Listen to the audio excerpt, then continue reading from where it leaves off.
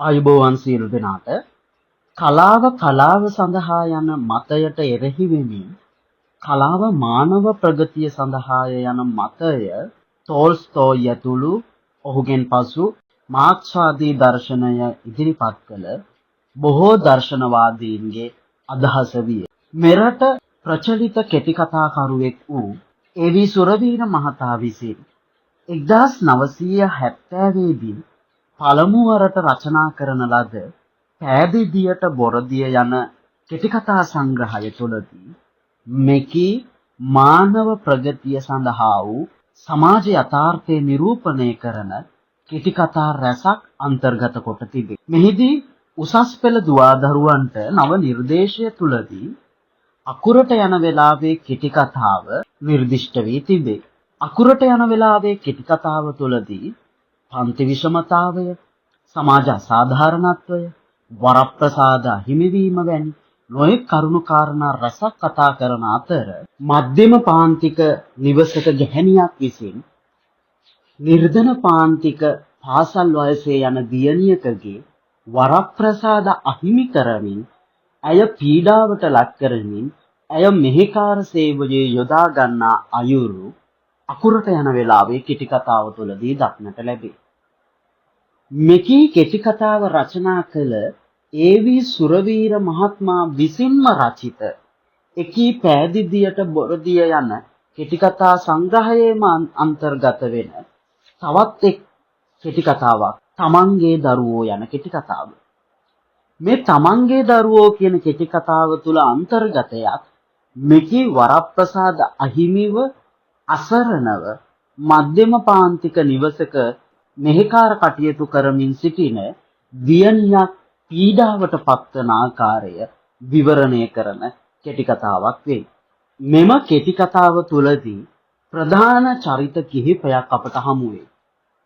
ආරච්චිරාල, එමෙන්ම පිරිඳ සහ එම දෙපළගේ දරුවන් දෙදෙනා, එමෙන්ම ආරච්චිරාලගේ නැගණියගේ දියණිය යන ප්‍රධාන චරිත කිහිපය මෙම කෙටි කතාව තුළදී අපට හමු වේ.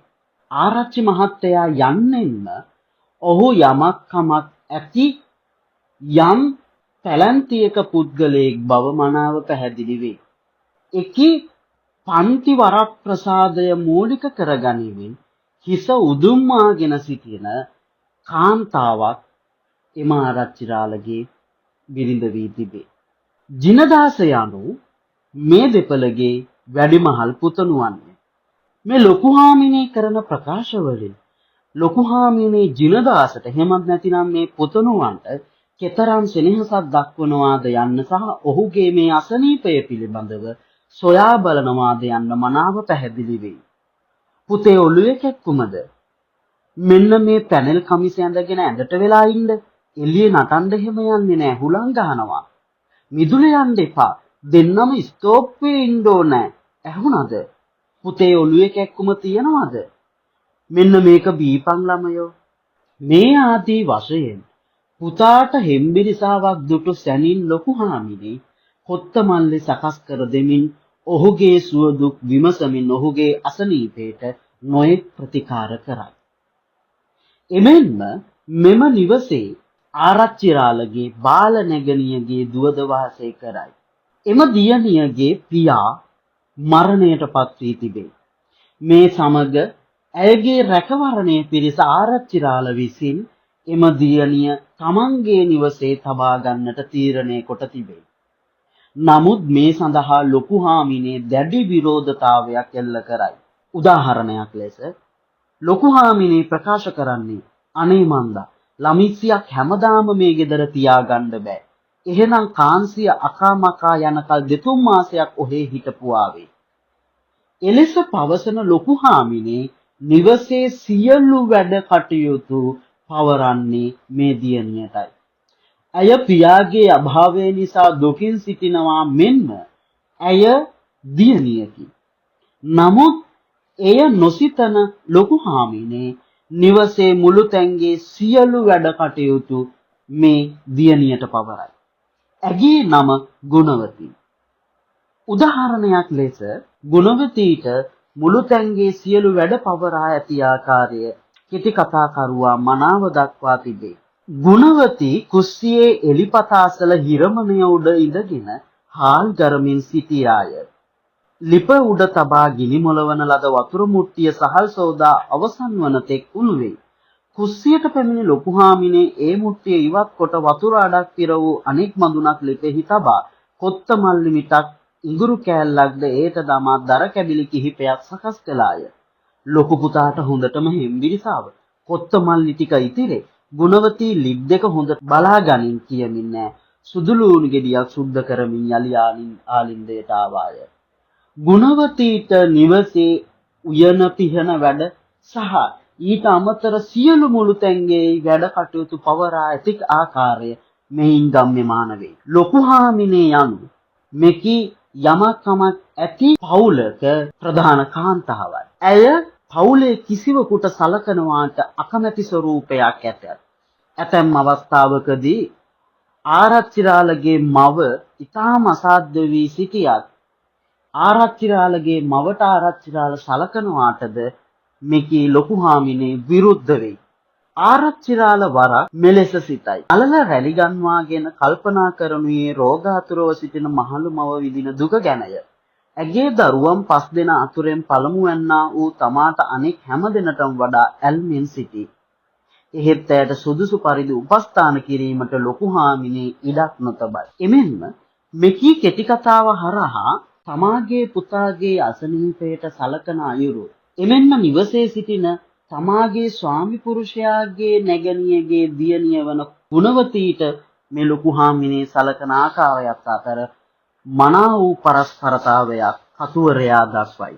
ගුණවතී කණේ කැක්කුමක් නිසා පීඩා විඳින අතර එය දැනගත් ලොකු හාමිනේ මෙලෙස ප්‍රකාශ කරයි. මොනවා කණේ කැක්කුම දවස ගානේ මොනවා හරි එකක්.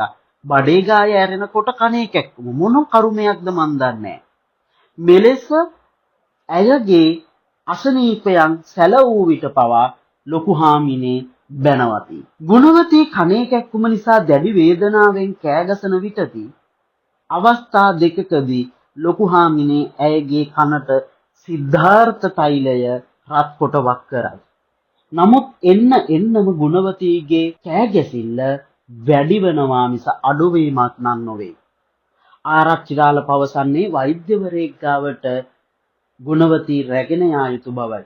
නමුත් එයද කනට නොදන්නා ලොකු හාමිනේ අර තමාගේ ජිනදාස වන පුතණුවාගේ අසනීපයට දැක් වූ සෙනෙහස නොදක්වමින් ගුණවතීගේ අසනීපයට නොඑක් පිළියම් තමා විසින්ම සිදු කරයි.